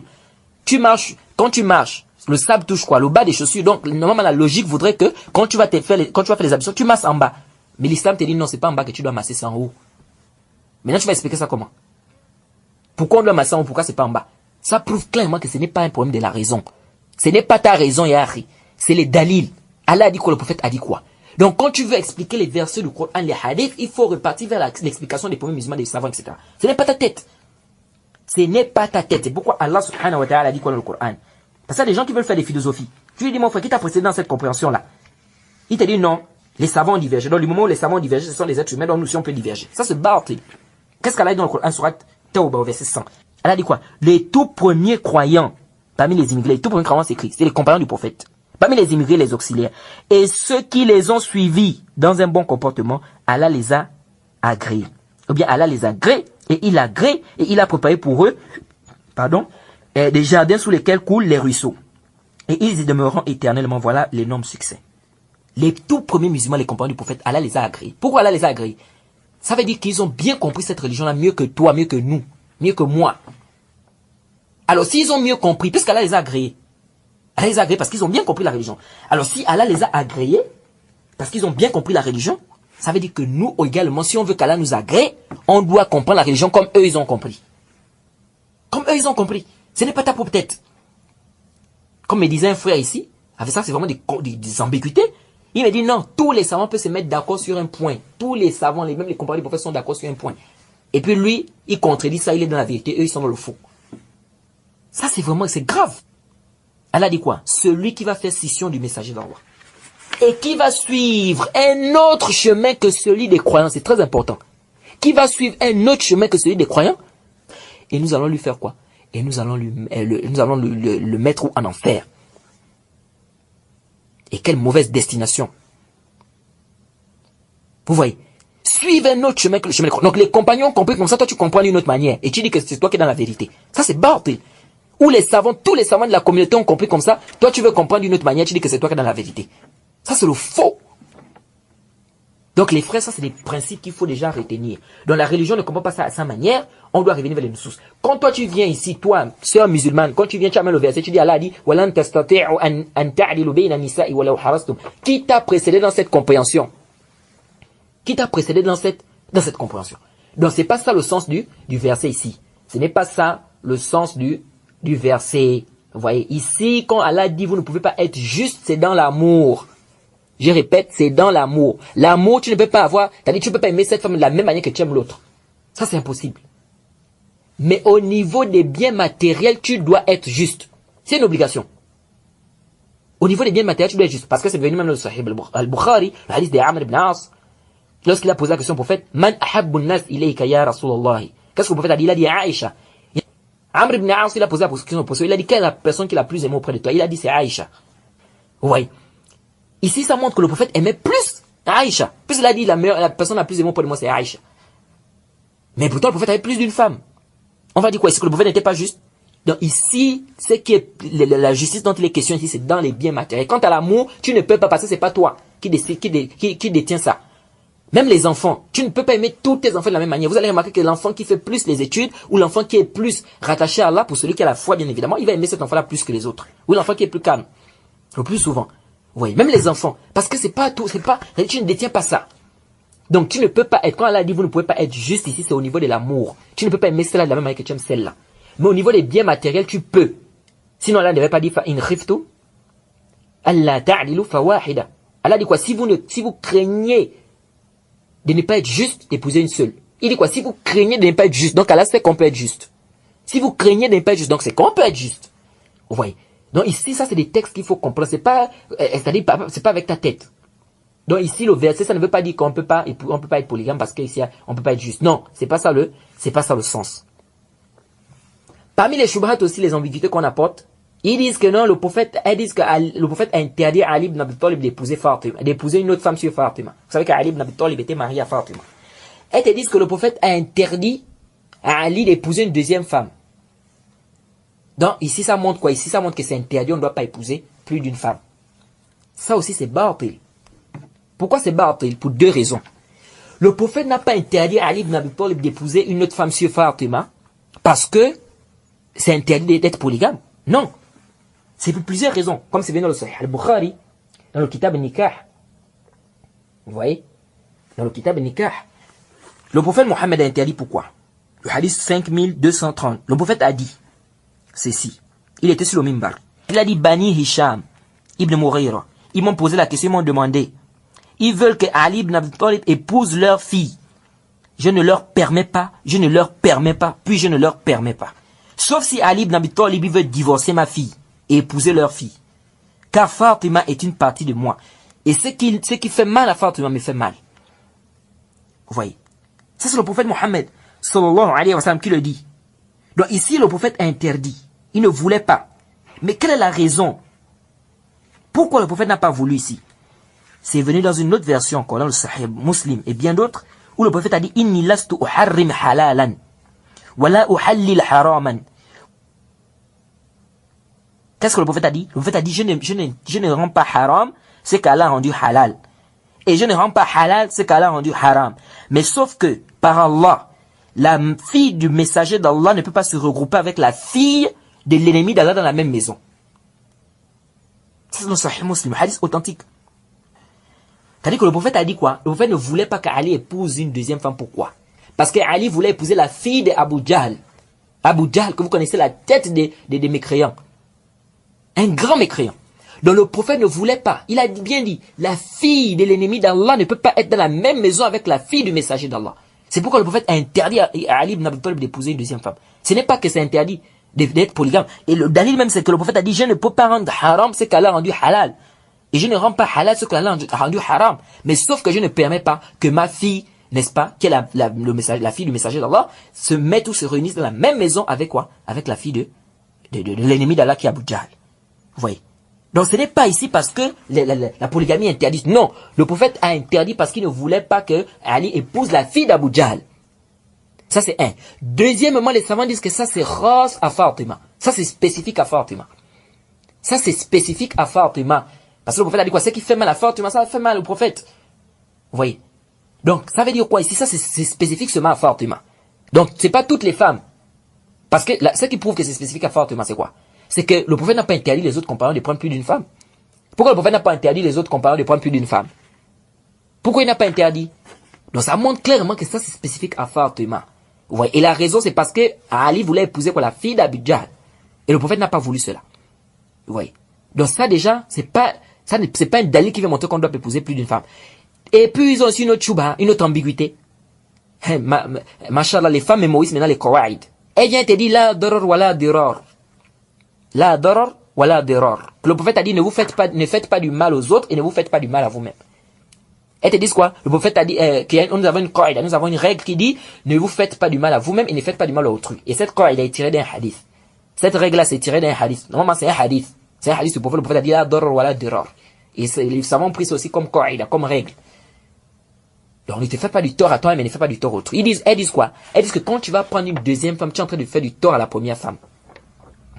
Elles disent que prendre une deuxième femme, c'est faire du tort à la première femme. Or que le prophète a dit la darar wala dirar. Et nous avons une qaïda qui dit la darar wala dirar. Il n'y a pas de mal, ne te fais pas du mal et ne fais pas du mal aux autres. Or toi, en prenant une deuxième femme ici, tu es en train de faire du mal à la première. Regardez un peu ce genre de choubha. Ça c'est même grave. On dit ça, c'est une conception grave parce que ça peut t'amener même au kufr. Wali'azu billah. Parce que quand tu viens dire que prendre une deuxième femme, c'est causer du tort à la première femme,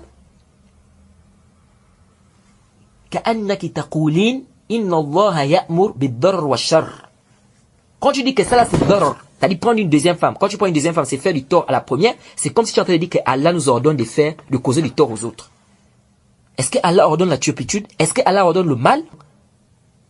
Donc la polygamie, elle a été légiférée et le musulman doit être même polygame. Et quant au shubha que les koufars amènent, parce qu'il y a les musulmans maintenant qui suivent aussi les shubha des koufars là. Or, la polygamie, on a remarqué que la polygamie, ça amène trop de problèmes dans les sociétés. Non, mais c'est parce que les gens ne veulent pas revenir à Kitab wa Sunna.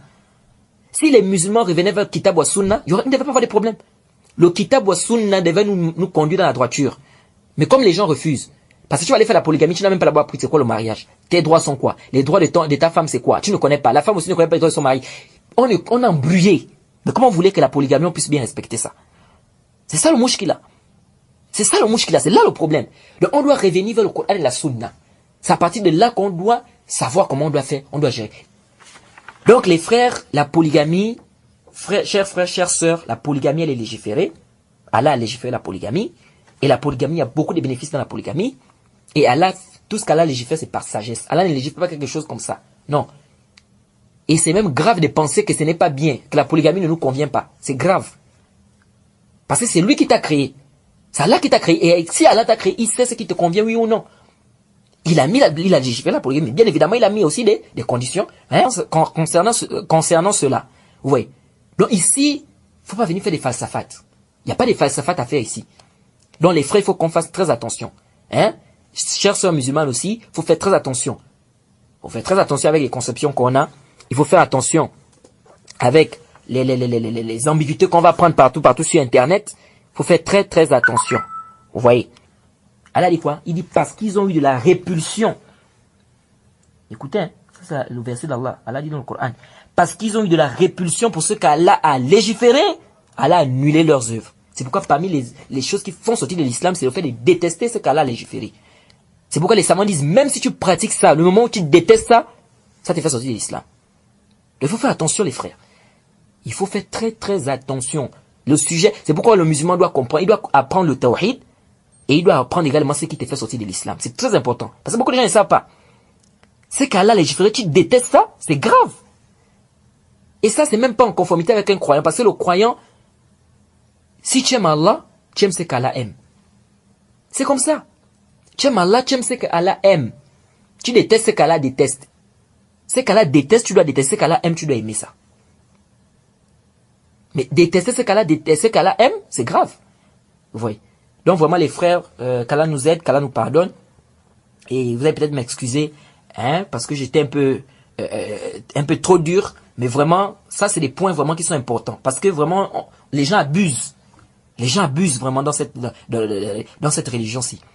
Hein? Les gens t'apportent ces conceptions, tu ne comprends pas, ils vont chercher ça. Ouais. Donc les frères, vraiment, il faut qu'on fasse attention. Vraiment, on demande qu'Allah nous pardonne, qu'Allah nous aide, qu'Allah nous facilite vraiment. Et vraiment, on espère que tout ce qu'on vient de dire aujourd'hui sera vraiment bénéfique et sera profitable vraiment pour nos frères et pour nos sœurs. Et avant de terminer, j'aimerais rappeler un point. J'allais oublier. C'est sur un hadith. C'est un hadith qu'on nous rapporte où on dit que le prophète Mohammed sallallahu alayhi wa sallam, il a dit حُبِّبَ إِلَيَّ مِن دُنْيَاكُمْ النِّسَاءُ وَالطِّيبُ وَجُعِلَتْ قُرَّةُ عَيْنِي فِي الصَّلَاةِ. C'est un hadith où on dit que le prophète a dit que حُبِّبَ إِلَيَّ مِن دُنْيَاكُمْ ثَلَاثَ. On dit, le prophète a dit, on m'a fait aimer des choses de votre dunya, 3 choses. On m'a fait aimer dans les choses de votre dunya là, 3 choses. Les femmes, le parfum, ça c'est un hadith qui est authentique. Sauf que ce hadith est souvent rapporté, et dans la version, on nous dit que le prophète a dit, حُبِّبَ إِلَيَّ مِن دُنْيَاكُمْ ثَلَاثَ. Alors, je vous informe que la partie qui dit salas là, c'est da'if. La partie qui dit 3 là, c'est da'if. C'est-à-dire, la partie qui dit qu'on m'a fait aimer dans les choses de votre dunya 3 choses, c'est da'if. Le hadith est authentique, mais la partie qui dit 3 est da'if. Le mot 3 là, c'est da'if. Donc si quelqu'un vous apporte ce hadith et qui dit, on m'a fait aimer dans les choses de votre dunya 3 choses, il faut lui dire que la partie qui dit 3 est da'if. Et c'est même fihi nakara même. Fihi nakara. Pourquoi fihi nakara? Parce que la prière ne fait pas partie des choses du dunya. Ici, on lui dit que le prophète a dit, on m'a fait aimer dans les choses de votre dunya 3 choses. Et on a cité quoi la prière à l'intérieur. Est-ce que la prière fait partie des choses du dunya? La prière ne fait pas partie des choses du dunya. Donc vous voyez, donc le mot 3 là, c'est da'if. Le mot qui dit qu'on va faire aimer les choses de votre dunya 3 choses, c'est da'if. Alors on va s'arrêter par ici. Wa subhanaka lahumma bihamdika ashhadu an la ilaha illa anta astaghfiruka wa atubu ilaik. Assalamu alaikum wa rahmatullahi wa barakatuh.